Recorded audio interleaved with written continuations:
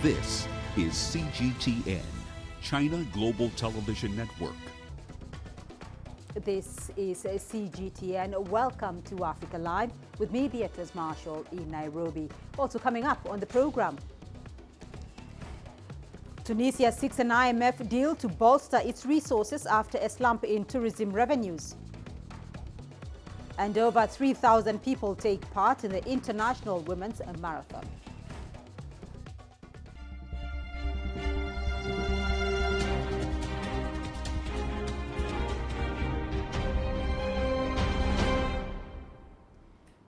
We begin with the latest on the coronavirus epidemic.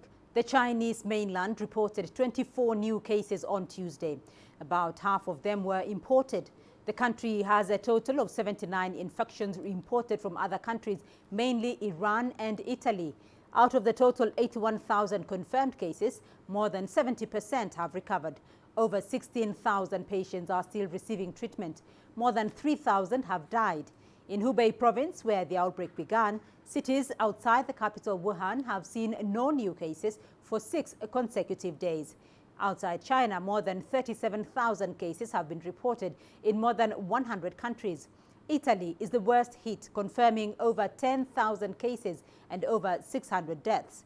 Iran has the second largest outbreak outside China, with over 8,000 confirmed cases and nearly 300 deaths. South Korea has nearly 8,000 cases and 60 deaths. The U.S. media say the national tally has surpassed 1,000. At least 31 people have died. Well, key industries in China's city of Wuhan, the epicenter of the coronavirus outbreak, will be allowed to resume work. Local authorities say key sectors concerning the prevention and control of the epidemic, such as medical supply and producers of daily necessities in the city, will be allowed to return to work.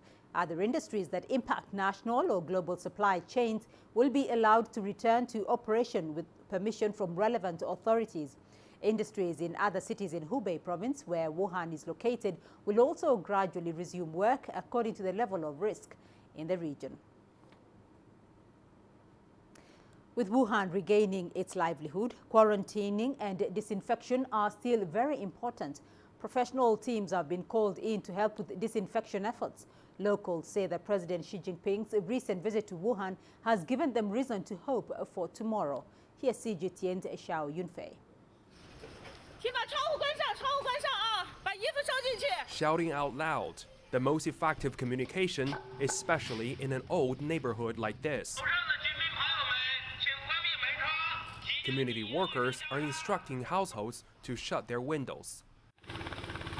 Then disinfection begins. They can't miss a single spot. Our community is in an older neighborhood. It's very big, within a 6-kilometer radius. We can't do all the disinfection ourselves. That's why we invited this professional team. They're very welcomed by the residents. The community-based efforts are part of the Chinese government's focus during the epidemic. Chinese President Xi Jinping on Tuesday told community workers in Wuhan to rely on the strength of the people to win the people's war of epidemic prevention and control. While visiting a residential area in Wuhan, Chinese President Xi Jinping said the communities are the front line to contain the coronavirus. The community workers say they have a big responsibility to safeguard the neighborhood. President Xi's visit to Wuhan, the front line in the fight against the coronavirus, has been a great encouragement, both for local officials and residents. We'll continue to work hard and end the epidemic as soon as possible. The members of the disinfection team say the president's visit has motivated them to work harder. President Xi Jinping's visit to the community in Wuhan has lifted our spirits in fighting against the virus. We'll concentrate on our job of disinfection and make a contribution to this city. The community workers say, with hope lying ahead, they should stay positive but also vigilant until the end of the epidemic. Zhao Yunfei, CGTN, Wuhan, Hubei Province. The Chinese Foreign Ministry earlier explained the measures taken to help other countries affected by the epidemic. China shared the gene sequence of the virus with the WHO soon after the outbreak. It has released 7 books on diagnosis and treatment procedures and 6 books about prevention and control measures. These books have been translated into multiple languages. China's Red Cross has sent teams to Iran and Iraq and is preparing to send another team to Italy. The Chinese government has also donated $20 million to the WHO, as well as face masks, protective suits, and medicines to countries affected by the epidemic. Meanwhile, the World Health Organization is calling on the rest of the world to learn from China's experiences in containing the coronavirus outbreak. The World Health Organization's Director General says China's quick response earned a precious window of opportunity for the global fight against COVID-19. Tedros stressed the need to unite during calamities to protect humanity. The World Health Organization has been working closely with the Chinese government since the outbreak began. Last month, the Director General and some experts visited Beijing. They held consultations with health experts and leaders in the country as part of efforts to help contain the virus. So what we saw in terms of experience from China is really impressive. And as you know now, the outbreak in China is on the decline, and there is a significant decline. The virus is hammered and on a retreat. We're very glad that it's reversing, or the virus is retreating. And this is because of the government's leadership and at the same time the cooperation of the people of China. When any country does that, they can control this outbreak or this virus. This is a common enemy, and I know many countries have differences, but when a common enemy comes, I think we have to focus on the common enemy rather than focus on our differences. This is a time when we need to come together to protect ourselves, to protect humanity. The death toll from COVID-19 in Italy has surged to over 600 people. Over 10,000 confirmed cases have been reported. Italy has the second oldest population in the world. Several of the country's neighbors have shut their borders. Meanwhile, Italians are learning to adjust to a nationwide lockdown. CGTN's Ross Cullen has more from Rome. Life under lockdown, another major move from the government trying to get a grip of a crisis rocking Italy, as numbers of dead and those testing positive for the coronavirus continue to rise. Oggi è il momento della responsabilità. Today is the moment for responsibility. All of us have a great responsibility, all of you citizens along with me. The right decision today is to stay at home. The future of Italy is in our hands, and we must now be more responsible than ever. Stanno facendo di tutto. And not long after the Prime Minister spoke, people were flooding into 24-hour supermarkets to stockpile goods as the country enters the uncharted territory of a national lockdown. This is day one of the national quarantine period here in Italy, and people are trying to get on with daily life as best they can. The buses are running and the coffee shops are open, but the city is quiet and the country is apprehensive. The views from people in Rome are mixed as the country adjusts to life under the new restrictions. This was the best thing the Prime Minister could do, because people were not respecting the rules, so a stronger decision was needed to counter this situation as much as possible. This is psychological terror, because diseases like this have always existed. I don't doubt this virus is causing victims. The main problem is that we don't have enough beds in the hospitals. Business is suffering. I have a shop here, which is now ruined. Yet authorities not only struggling against the disease, the situation deteriorated in prisons on Monday. Several people killed after riots, as visits from family members were suspended. The healthcare system is under pressure as the number of patients rises. Unprecedented measures have become the norm, the government trying to get ahead of the coronavirus as Italians try to get used to a nationwide quarantine. A number of top government officials are among those infected with COVID-19. In France, Culture Minister Franck Riester and 5 members of parliament have tested positive for the virus. Preventive measures have been stepped up at the presidential palace, with Macron's cabinet chief ordered to work from home after having been in contact with an infected person. In Britain, Junior Health Minister Nadine Dorries has tested positive for coronavirus and is self-isolating. The country's health has begun detailed contact tracing. Dorries is said to have met hundreds of people in Parliament in the past week and attended a reception with Prime Minister Boris Johnson. The UK's health ministry puts the number of confirmed cases at 373. And African countries are also continuing to report cases of COVID-19. South Africa has just confirmed 6 new cases, bringing the total number there to 13. The Democratic Republic of Congo reported its first infection, and a total of 11 African countries now have confirmed cases. Egypt has recorded the highest number of cases, but authorities reported that 26 of the 59 confirmed cases are now testing negative. The majority of cases are from a single Nile cruise ship. 1 German national in Egypt has died from the virus.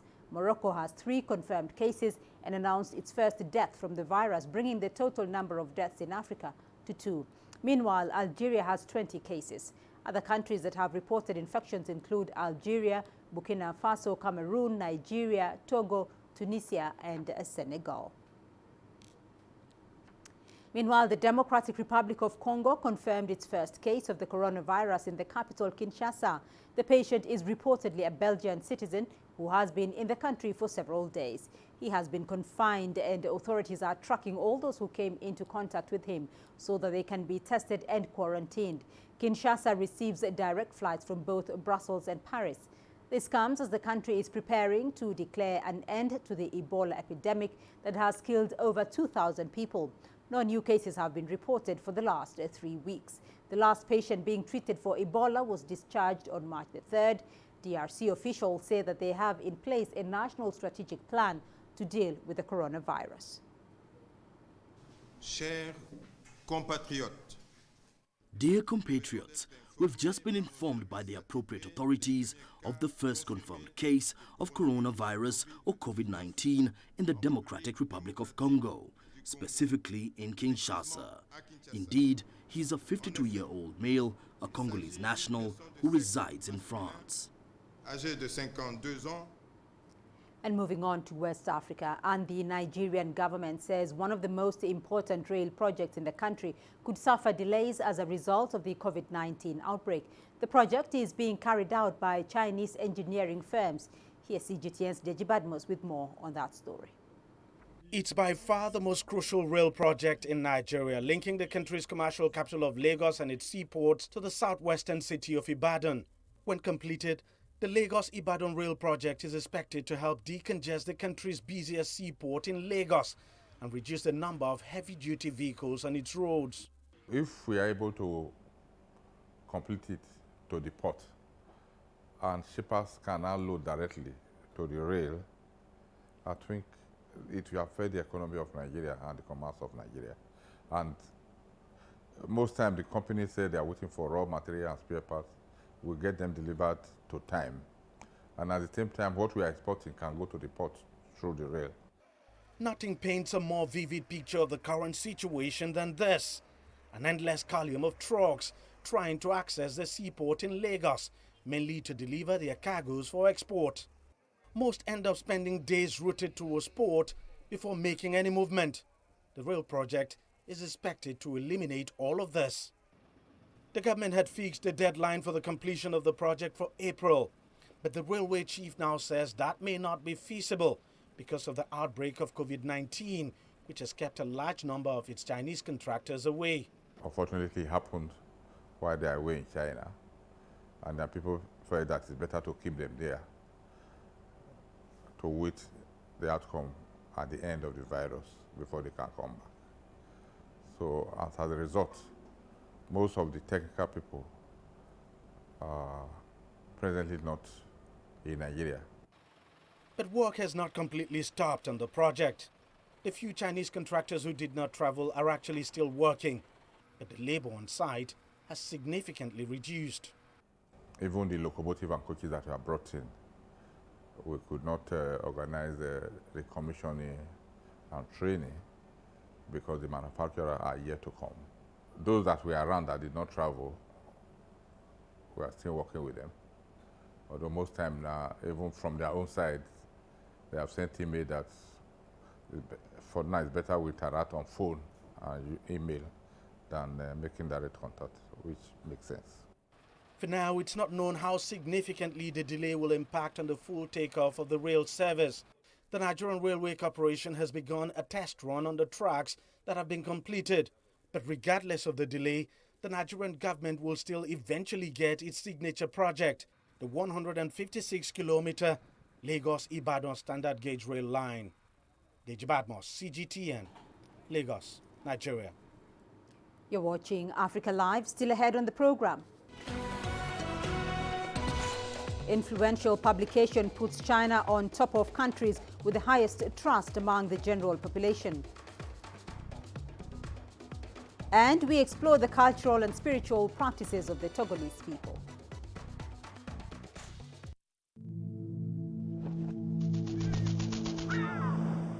How will your world change today? What happens here? What happens there? Or what you make happen for yourself? If it matters to you, it matters to us too. Your stories are the stories that need to be told. Africa Live. Find your voice.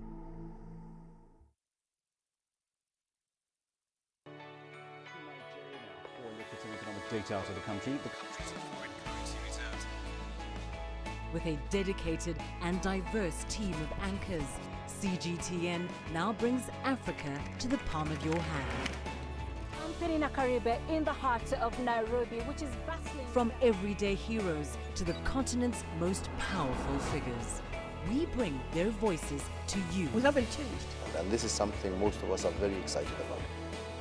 We bring you news that's changing perspectives.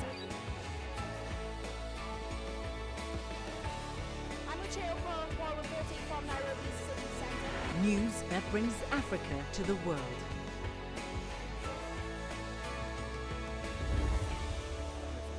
CGTN. See the difference.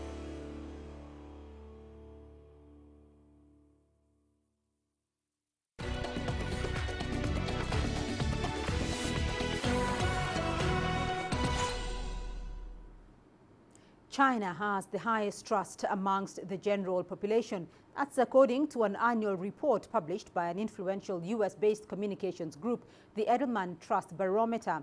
China scored an index of 82 compared to 47 in the US. At the very bottom of trust was Russia with 30. Countries like the United Kingdom, France and Japan were also listed among the least trusted countries. The country with the biggest loss of trust was Saudi Arabia, down from 70 points to 61. This is the third year running that China has scored the highest points with regard to people's trust in their government. In the wake of the COVID-19 outbreak, the Chinese government has introduced a number of measures, including quarantine. This has happened without provoking social protests or panic. The absence of protests suggests Chinese faith in their country's socio-political order. The report surveyed 34,000 people online in 28 countries, examining public trust in 4 sections: government, business, media, and non-governmental organizations. These institutions come under public scrutiny in their handling of social issues and rising economic inequalities. Well, for more on this now, I'm joined in studio by Matthias Mwindi. He's an independent political risk analyst. Matthias, thank you for joining us on Africa Live. How relevant is that report to China, though, in the current context of the fight against COVID-19?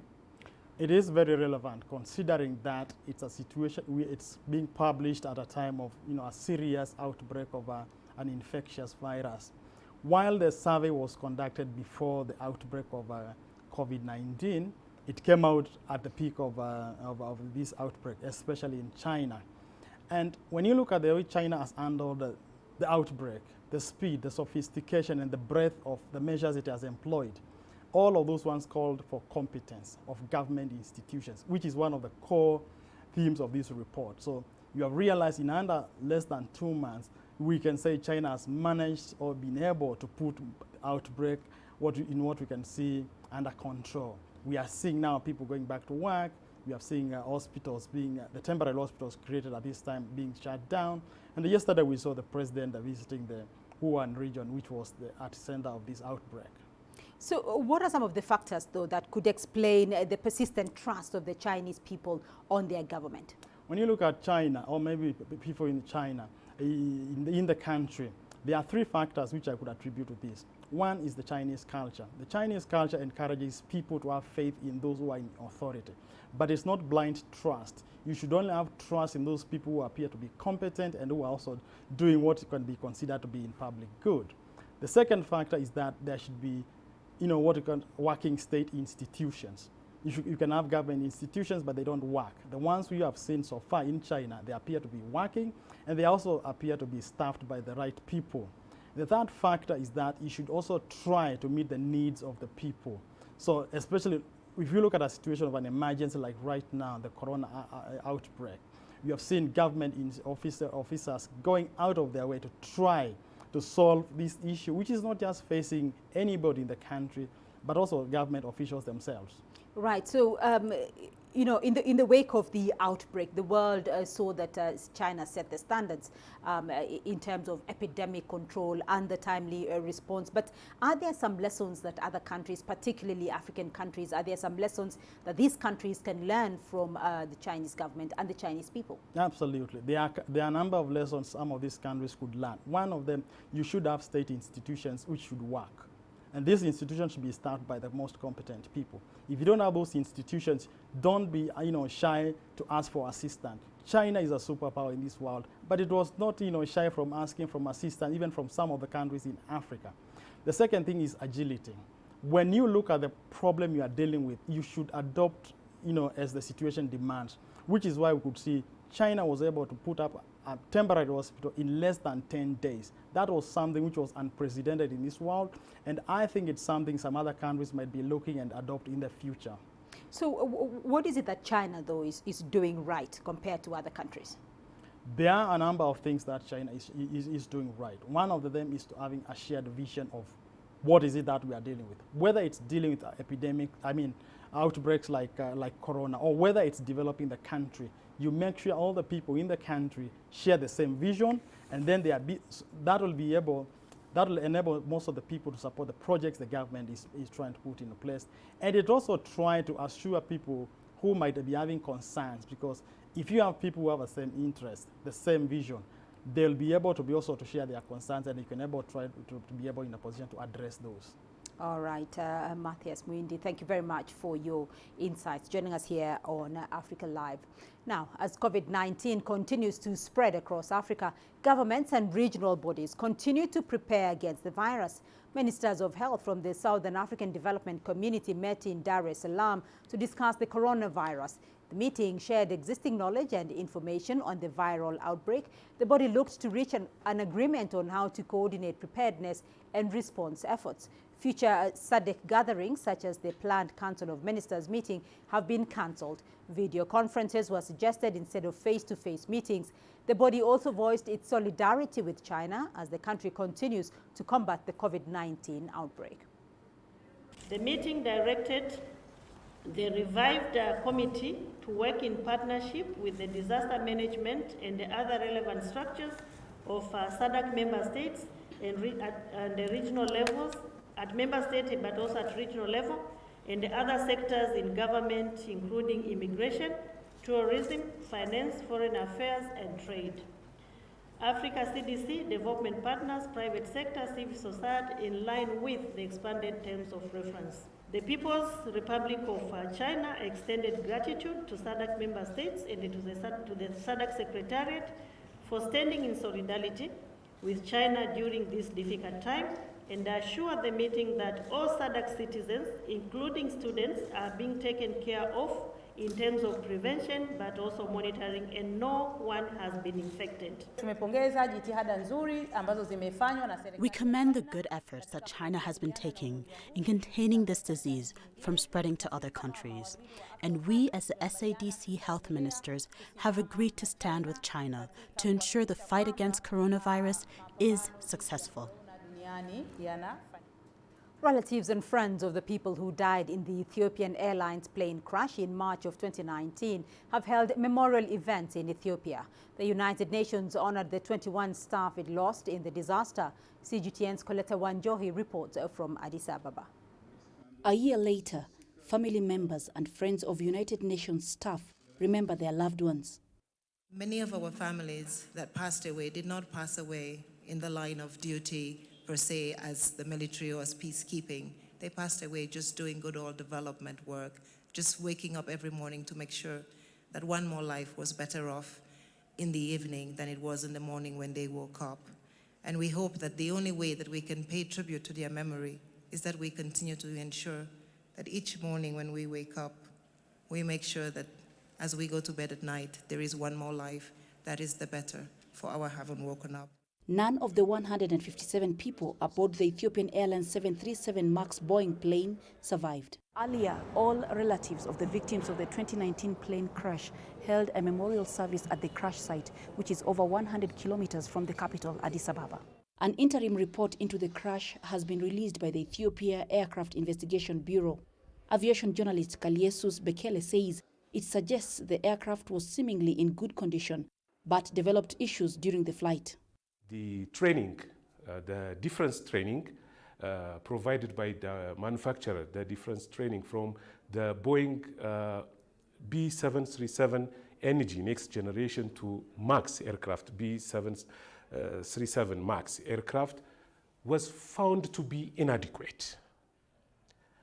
And it also states that the MCAS design, the flight control system, the MCAS design, which depends on a single angle of attack sensor, made the MCAS vulnerable to uncommanded activation, undesired or uncommanded activation, which leads to the uncommanded nosedive movement. The final report is yet to be compiled. What makes this investigation very complicated is that all the B737 MAX aircraft are grounded for 1 year now. You don't usually have investigation going on while the aircraft, all the jetliners all over the world are grounded. This could have happened to Concorde aircraft many years ago. So this is very unusual. So it's not only for Ethiopian Airlines, it's not only for Boeing. As a whole, for the industry in general, it has a paramount importance in learning and understanding what happened so that similar accidents would not happen. In 2019, Boeing announced it would release $100 million for relatives affected by the crash. The money was to be paid out to relatives of 346 victims of 737 MAX crashes in Ethiopia and Indonesia. Some of the relatives of the victims have since rejected this and sued Boeing. All 737 MAX airplanes remain grounded globally, but the pain of those who lost their loved ones remains fresh. Coletta Wanjohi, CGTN, Addis Ababa, Ethiopia. Human rights defenders in Uganda are maintaining their push for justice for victims of the Lord's Resistance Army. The push comes at a time when prosecution and defense lawyers are making their closing arguments at the International Criminal Court in The Hague at the trial of former child soldier and a former commander of the LRA, Dominic Ongwen. CGTN's Hilary Ayesiga reports. A former top commander of the Lord's Resistance Army is facing 70 counts of war crimes and crimes against humanity. Dominic Ongwen is accused of child kidnapping, forced marriage, rape and murder. He is alleged to have committed the crimes in northern Uganda, and victims here are eagerly awaiting justice. It's a very important juncture, I think, for me in the international criminal justice system. As somebody who grew up in northern Uganda, who has been a victim of the LRA, I'm watching very keenly what the closing argument will be on the part of the prosecution. but also what the closing argument will be on the part of Dominic Ongwen. The former child soldier was reportedly abducted by LRA rebels at the age of 10, but later rose through the rebel ranks to become a commander. Social critics say he must account for his actions because of the trauma that his victims have endured. And as both parties make strong cases before the judges at The Hague, many hope that justice will be delivered to the victims. Hilary Isga, CGTN, Kampala, Uganda. Let's now turn to Mozambique. A year ago, Cyclone Idai made landfall in the port city of Beira. The tropical storm caused billions of dollars worth of damage in Zimbabwe, Malawi and Mozambique. CGTN's Ashtatal takes a look back at the damage caused and the current situation on the ground. It's been a year since Cyclone Idai made its devastating landfall in Mozambique.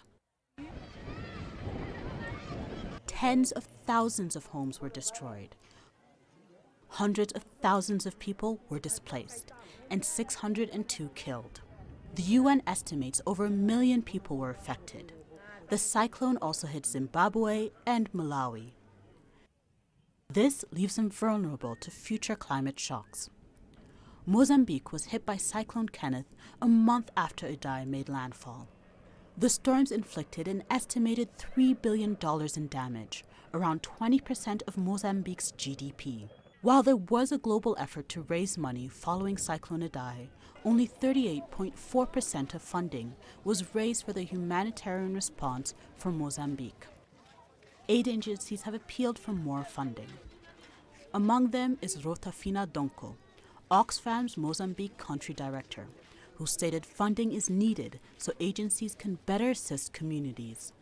Astatal, CGTN. And in Somalia, the rainy season is expected to start next month. Ahead of this, local communities have begun implementing flood prevention measures. CGTN's Abdulaziz Bello has this report. In recent years, flooding has become a normal occurrence for residents of Beledweyne, displacing hundreds of thousands. But a youth initiative in the central Somali town is hoping to change all that. This bulldozer is moving sand to block open tracts left behind by recent flooding. The move is aimed at creating a free flow of water and prevent Shabelle River from flooding residential areas. This detention basin on the edge of the river Shabelle is expected to accommodate excess flood water. We are a youth volunteer group seeking to make a difference. What we have done so far is to clean up empty basins to allow a smooth flow of water. We created soil blocks to prevent water from entering the residential areas, markets and schools. At least a dozen people died last year after a rescue boat capsized trying to rescue stranded residents. Flooding forced authorities to shut down schools as rising waters caused damage to buildings. These volunteers say the ongoing exercise will only serve as a temporary measure to mitigate future crises. Instead, it wants the government and international partners to establish flood risk management, helping farmers, pastoralists and local communities to become more resilient. We can no longer live on handouts. We want to show people that we're capable of fending for ourselves. We have capable young people who are doing this work. We hope the measures we have put in place will reduce the flow of water in the event of flooding. The Somali government says it has instituted a national steering committee that will validate water resource management and create a strategic plan that will help address climate-related challenges. We cannot be dealing with drought and floods every other time. It is unacceptable that we remain slaves to climate-related issues like these ones. We must prioritize the interests of the public. To do this, we must address the water crisis, floods, and current drought. The next Deir rainy season is expected to last from April to June. Riverine communities are already expressing concerns of possible flooding in areas where authorities haven't created flood mechanisms in place. For now, locals in Beledweyne town feel a sense of relief, but it's unclear whether the latest efforts will be overpowered by a strong flow of water from the Shabelle River. Abdulaziz Bello, CGTN, Mogadishu, Somalia. You're watching Africa Live, still ahead on the program. Tunisia seeks an IMF deal to bolster its resources after a slump in tourism revenues. And Kenyan researchers bank on technology to help contain the worst ever locust invasion. Africa is the nexus of enterprise, and global business will tell you why it matters. From the mega investment projects to multi-billion-dollar mergers and acquisitions. Africa today collects, just in terms of revenues from taxes alone, $545 billion a year. If you take 10% of that and you devote it to the energy sector, problem solved. All this on Global Business, weekdays at this time on CGTN.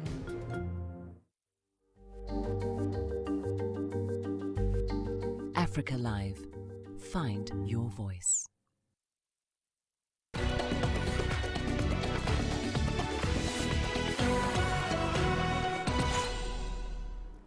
Tunisia is seeking a new loan deal with the International Monetary Fund after slashing its economic growth forecast due to the impact of the coronavirus impact on tourism. The government is seeking $3 billion to plug its budget deficit.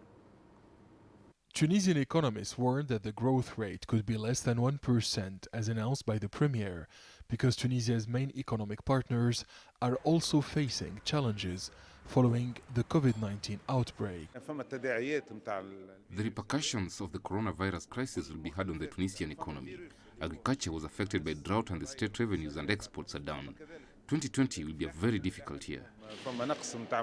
The governor of the Central Bank of Tunisia noted that the government will be able to implement the necessary structural, economic and social reforms imposed by the IMF. The EFF and the IMF were established to provide assistance to countries experiencing serious payment imbalances because of structural impediments or slow growth and inherently weak balance of payments position. It will end in May, and we will meet all the conditions to obtain the sixth installment of the current IMF loan deal. The Minister of Tourism said the government is aware that the COVID-19 outbreak will have a direct impact on tourism. This vital sector employs over 1 million people and provides the country's main revenues in foreign exchange. The slowdown is noticeable and normal due to the panic in Europe following the coronavirus outbreak. The negative impact on tourism is minimal for the moment. We're increasing control at the ports and airports. The African Development Bank Group announced this week its readiness to assist Tunisia in implementing its development programs and projects following the support to the state budget in December 2019 with around $517 million. Prime Minister Lies El-Farfer said he aims to improve the business and investment climate in 2020. According to the Foreign Investment Promotion Agency, foreign investment dropped by 7.6% in 2019. Adnan Shawishi, CGTN, Tunis. South Africa's tourism minister says the South African tourism industry will be seriously affected by the coronavirus outbreak. A total of 7 cases have been confirmed in South Africa. The minister has held an emergency meeting with tourism stakeholders in Sandton, north of Johannesburg. CGTN's Olisa Njamela has more. Tourism Minister Mamuloko Kubai Ngubane told the tourism industry representatives that the local tourism market has already suffered some losses. The minister met with the tourism industry on Monday evening in light of the latest developments around COVID-19. In this time, we can either decide to take our hands and put them on our heads and cry and say that we've been hit hard, or we can fold our sleeves and say, how do we make it work? How do we find a way out of the situation that we're finding, no matter how difficult it might look? The focus of the engagement was on the impact of COVID-19 to tourism and the recovery plan. The minister said government wants to work closely with the tourism industry in order to minimize the losses. This is a way of ensuring that tourism's response is measured, consistent, and proportionate to the public health threat and based on local risk assessment, but involving every part of us as a value chain, but also ensuring that we preserve our sector. Tourism is one of the biggest contributors to the economy here in South Africa, and are there concerns that should there be more cases of COVID-19, that industry will be actually quite hard hit. Despite the fact we have had very few cases of the virus, The local tourism industry has already suffered serious losses. Undoubtedly, these losses are still going to increase. Whatever happens, the truth of the situation is that the virus will have a negative impact on the tourism sector, at least for a short to medium term. President Cyril Ramaphosa last week commended China for the way the country has dealt with the virus outbreak thus far. Yulisa Njomela for CGTN in Johannesburg, South Africa. Africa's aviation industry has been through some ups and downs in the last 10 years. The industry has seen a series of African airlines depreciate financially. The African Airlines Association says a high-cost environment is among the reasons for their poor financial performance. The financial situation of African Airlines is not very good today. African Airlines, these are figures of 2018, African Airlines are losing $6.85 per passenger carried. Worldwide, airlines are making profit of $6.85 per passenger carried. And in Africa, per passenger carried, we are losing $1.09. African Airlines are operating in a high-cost environment. The cost of fuel, for example, is very high in Africa. It's 30 to 35% higher than the rest of the world. And if you consider that the fuel represent 30 to 40% of an airline's operating cost, you can understand the high-cost operation for our airlines. African Airlines are also facing a high level of taxes levied by government on the air transport sector. And also you can see that the traffic is very thin in Africa for many reasons. Air transport, because of high costs, is not affordable for African citizens. A locust infestation in East Africa is threatening to push millions of people into starvation. The United Nations Food and Agriculture Organization has described the invasion as extremely alarming. As part of the mitigation efforts, a new supercomputer in Kenya is being used to map the locusts' movements as authorities work to protect vital food crops. CGTN's Laura Walubengo has the details. In Kenya's Mwingi region, desert locusts are descending upon farmlands in terrifying proportions. The outbreak has been dubbed the worst in 70 years and is worsening due to the altering weather patterns. According to the United Nations Food and Agriculture Organization, the situation represents an unprecedented threat to food security and livelihoods in the wider Eastern African region.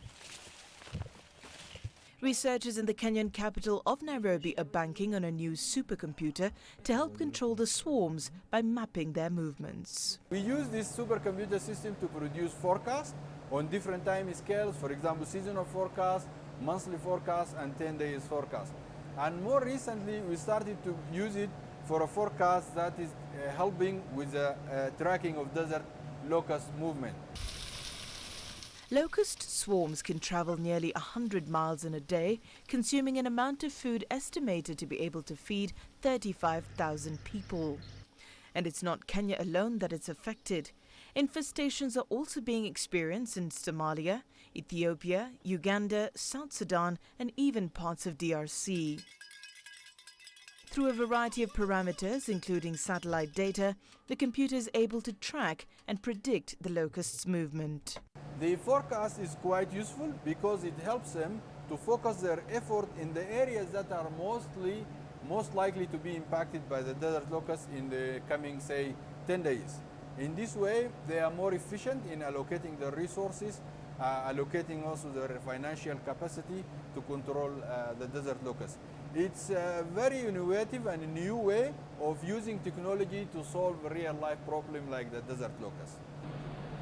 The supercomputer has been set up in Nairobi as part of a $45 million British program that will run from 2015 until 2021. In the northern and central counties of Kenya, swarm breeding of hopper bands and first-generation immature swarms are on the rise. Fear continues to loom over the supplementation of swarms by new generation immature swarms. This is an example of a prediction that we developed by the end of February to cover until 5th March. And the prediction typically looks like this. The blue arrows you're seeing was the forecast movement that we were forecasting here for the desert locust.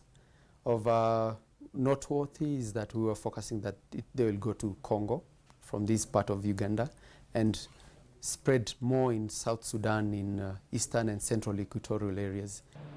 According to the UK's Department of International Development, the infestation is driven by longer rainy seasons and extreme weather conditions. Destroying hundreds of thousands of hectares, the infestation has rendered 25 million people close to the brink of starvation. The supercomputer has helped researchers predict the future movement of locusts. However, the invasions also turn out in unexpected areas beyond the forecast. Laura Walubengo, CGTN. And we still have more news for you here on the program. Here's what's ahead. We explore the cultural and spiritual practices of the Togolese people. The greatest journeys, the greatest sights, the greatest adventures. Here in Qanater, this weir allows the locals to walk on water. We're far more than just TV news. We're your passport to the wonders of Africa. To bring you stories of struggle, survival and hope.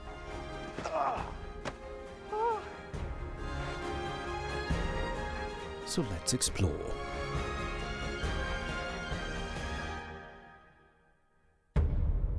CGTN. See the difference.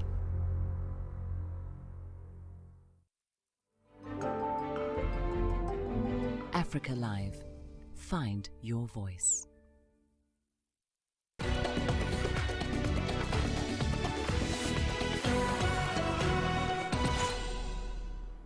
So if you are in Togo and looking to find out more about voodoo and animism, Lome's fetish market is a great place to start. Animism is an ancient religion practiced by many indigenous communities around the world. CGTN's Ashtatal was at the fetish market to find out what exactly voodoo is and why animism is still important in the lives of the Togolese. Togo's fetish market has quite a few interesting things on display.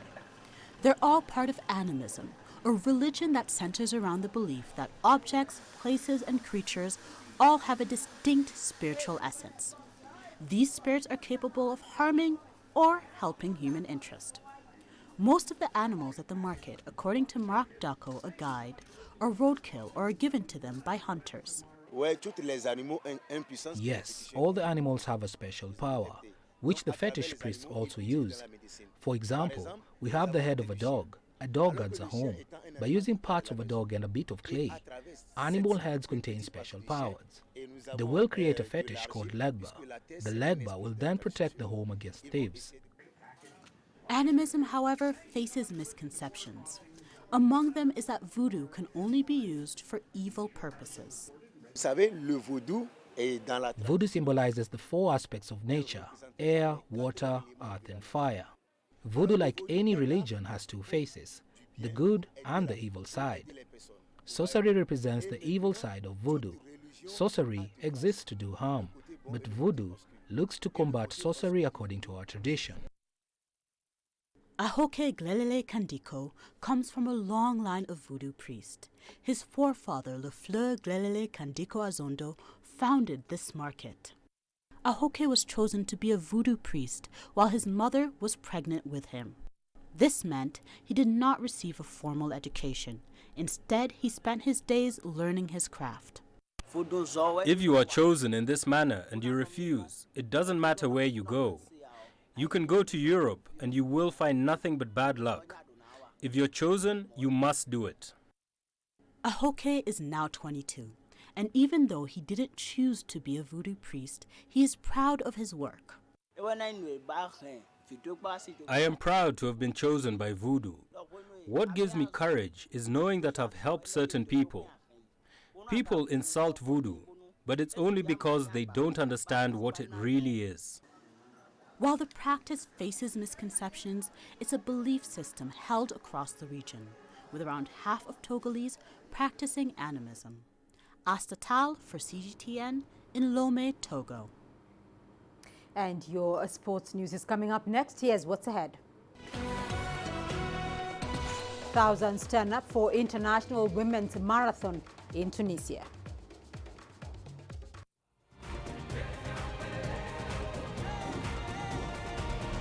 Africa Live. Find your voice.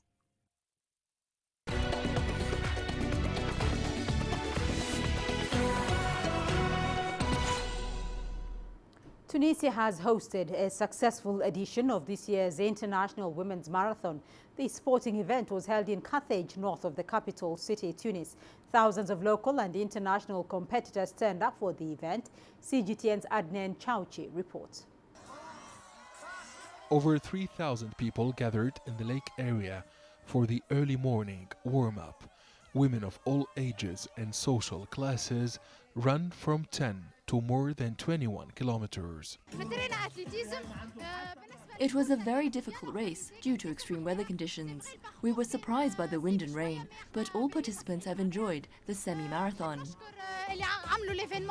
The semi-marathon aims to encourage the culture of running and practicing sport among women workers who usually don't have time for any physical activity